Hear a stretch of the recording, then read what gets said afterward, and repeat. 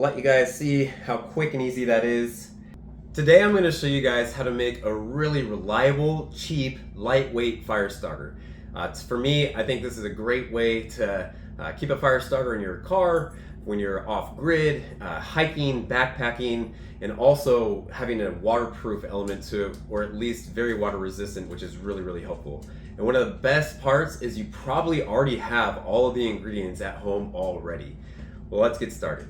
So all we need are cotton balls, Vaseline, and a plastic bag. So as you might know, Vaseline is petroleum based, and it will easily take a spark or ignition source to start a fire.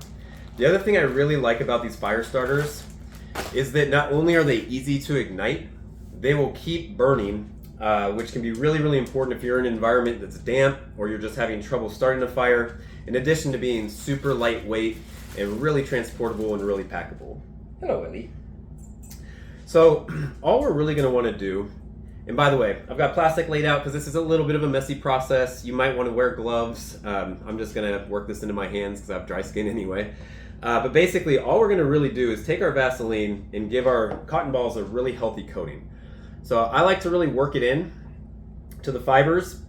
I'll just do this one at a time. You definitely want to be generous with the Vaseline because that is going to be our fire starter, and that's also going to give us an element of waterproofing. And I'm going to just take it one at a time and put them in my plastic bag. Ziplocs are great because they seal. I also like Ziplocs and these being lightweight because you can throw these in the corner of a backpack. You know, I have some really small little pockets in my camping and hiking backpacks that this will fit right in, and other things might not necessarily fit great into. And so what I'll do is maybe make 5 to 10 of these for just keeping on hand, which would, for a weekend trip or just keeping, again, in my truck, which I do off-roading with, or at the cabin or all those things, that would be enough to get me through even a short-term survival type situation. So in that amount of time, I've already been able to do about 5 of these. And again, all I'm really doing is coating the exterior of the cotton ball with the Vaseline and placing them inside my bag. I'll do one more for good measure. And then once we have that, I also want to show you guys the techniques for actually starting them. So at that point, I got 6 of my cotton balls. We can seal this guy up. You might want to clean your hands off before you do this, but I think you get the point. Very lightweight, compactable, can form to a lot of pockets. It's okay if they get crushed, because when it comes time to actually utilizing them, what we want to do, so let's pretend that this is one of the ones that's inside of my plastic baggie there. It's real smothered with the Vaseline. We wouldn't want to just simply light this ball, because right now these fibers are dense. It's just a coating on the outside, so yeah, that might catch, but it's not going to be our best kind of sustainable flame, and it won't be the best source to be a real fire starter if you have some maybe slightly damp kindling or an environment that's not ideal. So once we pull this out of our bag when we're ready to use them, what we want to do is pull the fibers apart, because we want to get these little strands to be out. And while we're doing this, we kind of want to work it in and recoat, because we want little strands of cotton to be coated in the petroleum, and that's going to give us not just a really good surface area, but a little bit of a fire resistance element. And I personally always carry Bic lighters. You could easily use flint. I try to keep flint as well. The other thing about this is that even if you have a Bic lighter that doesn't have a flame, if you still have your spark, you can, without doing the hard flick, you can rotate the igniter and kind of shave some of the, I don't know, it must be magnesium or whatever is on there onto this, and then just try to get just a spark. So this will still work even without a flame. Now, before I light this, I'm going to clean my hands off a bit. In a perfect world, what I would be doing is putting this on the ground, putting my kindling on top or right next to it. If there's any grasses, dry stuff, grandfather's beard, as we call it here in the Northwest, which is that stringy moss.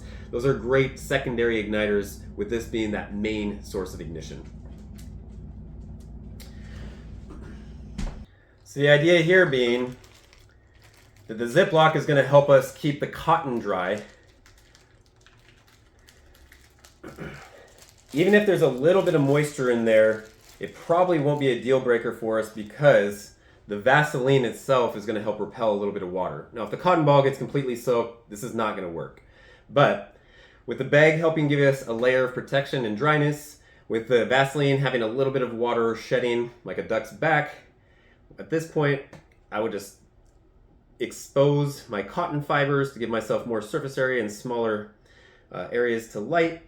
The Vaseline is obviously still embedded in parts. I want to get my hands clean from it so I don't have globs of Vaseline that'll catch my finger on fire. And again, whether it's a flint, whether it's a Bic lighter, whether the lighter works or not, and you're going to put some shavings on and just try to get a spark, at this point, you've still got a reliable, quick, lightweight, cheap fire starter source. Again, it's going to be a bit self-sustaining as far as that petroleum continuing to burn, and at this point, I would be putting my next fire starter on top and continuing to build it from there. So there you have it. Super lightweight, very reliable, helps continue to burn that fire even if you don't have the most perfect conditions, and I would strongly recommend it as a really great survival tool to add to any backpack, any off-grid kit, and super cheap, very common ingredients. So let me know. Is this something that you might carry or try for yourself? Be sure to comment. We'd love to see if you guys have a different version or other ideas. I hope you enjoyed this video. Follow for more.